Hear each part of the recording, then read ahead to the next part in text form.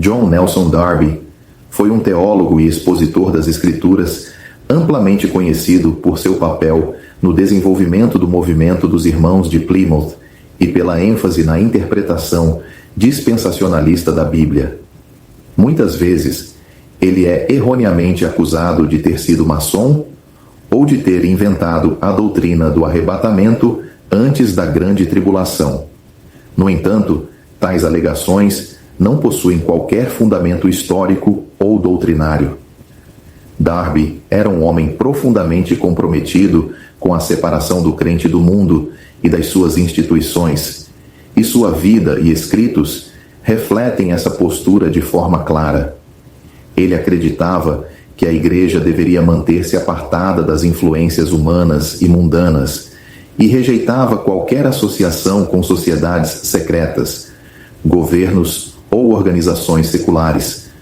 Não há qualquer registro, documento ou evidência que indique sua filiação à maçonaria, e seus próprios ensinos são contrários à filosofia maçônica, que busca conciliar diversas crenças dentro de uma estrutura mística e esotérica. A ênfase de Darby sempre foi na autoridade da Palavra de Deus e na necessidade de fidelidade absoluta ao Senhor Jesus Cristo, rejeitando qualquer envolvimento com sistemas humanos que comprometessem essa lealdade. Além disso, uma outra acusação frequentemente levantada contra Darby é a de que ele teria inventado a doutrina do arrebatamento antes da grande tribulação. Essa afirmação também é incorreta, pois a ideia de que a segunda vinda de Cristo, que ocorrerá em duas fases, sendo a primeira para a Igreja e a segunda em glória para estabelecer o reino milenar, já era defendida por estudiosos anteriores a Darby. Os escritos dos primeiros cristãos contêm indícios de uma distinção entre o arrebatamento dos crentes e a manifestação visível de Cristo em juízo. Um dos primeiros testemunhos dessa crença vem de escritores como o pastor Éfrem, o sírio, que viveu no século IV e cujos sermões e escritos falavam sobre uma remoção dos santos antes da tribulação final. Em um de seus sermões, ele expressa a ideia de que os fiéis seriam arrebatados antes da chegada do Anticristo e da grande tribulação que cairia sobre a terra. Além dele, outros teólogos ao longo da história cristã também fizeram distinção entre a vinda de Cristo para os crentes e sua vinda em glória para julgar as nações. No período da Reforma e na era pós-Reforma, diversos estudiosos começaram a examinar mais profundamente as profecias bíblicas e resgataram essa distinção na segunda vinda de Cristo. Joseph Mead, um teólogo do século XVII, já argumentava em seus escritos sobre a ideia de uma ressurreição e transformação dos crentes antes do período de tribulação. No século XVIII, Pierre Poiret, um teólogo francês, também mencionou a ideia de que a vinda de Cristo ocorreria em duas fases distintas. Ainda antes de Darby, Manuel Lacunza, um sacerdote jesuíta que escreveu sob o pseudônimo de Juan Josafat Ben Ezra, falava sobre a vinda do Senhor em duas etapas, enfatizando a separação entre o arrebatamento dos fiéis e a vinda final para julgar o mundo. Essas evidências históricas demonstram que a doutrina do arrebatamento antes da tribulação não foi inventada por Darby, mas sim recuperada e sistematizada por ele dentro do contexto do dispensacionalismo. A ideia de que a segunda vinda de Cristo ocorreria em um único evento, sem distinção entre o arrebatamento e a vinda em glória, ganhou maior popularidade com o desenvolvimento do amilenismo e pós-milenismo dentro da teologia cristã.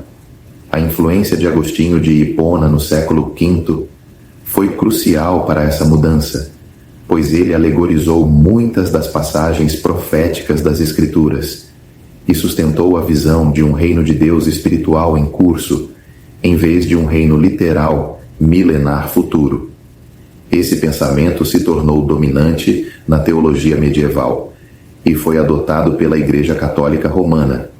Com a Reforma Protestante no século XVI, embora houvesse um retorno ao estudo das Escrituras, muitos reformadores mantiveram essa visão amilenista da segunda vinda de Cristo como um único evento final.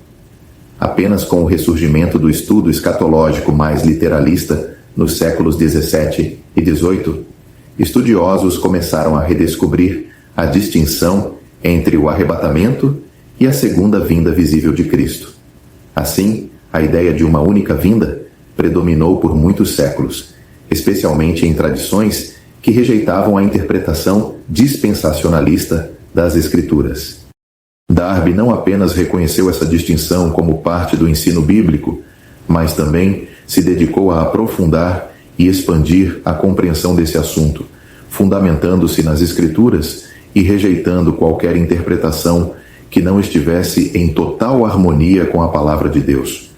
Seu estudo das Escrituras levou à reafirmação da esperança do arrebatamento da Igreja como um evento distinto da manifestação de Cristo em poder e grande glória.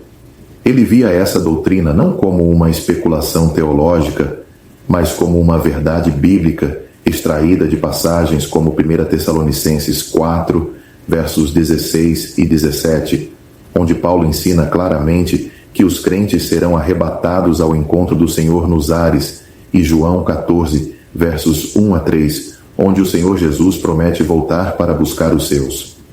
Da mesma forma, passagens como Apocalipse 3, verso 10 e 1 Coríntios 15, versos 51 e 52, confirmam a ideia de que os crentes serão retirados antes da ira que será derramada sobre a terra.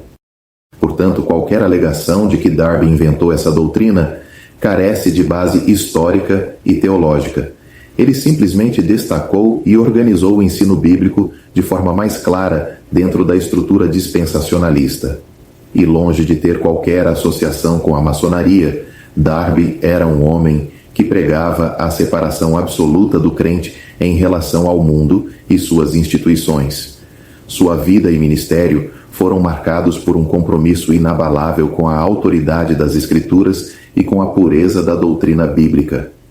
Assim, tanto as acusações de envolvimento com a maçonaria, quanto a afirmação de que ele teria criado a doutrina do arrebatamento antes da tribulação, não se sustentam à luz dos fatos históricos e da evidência bíblica.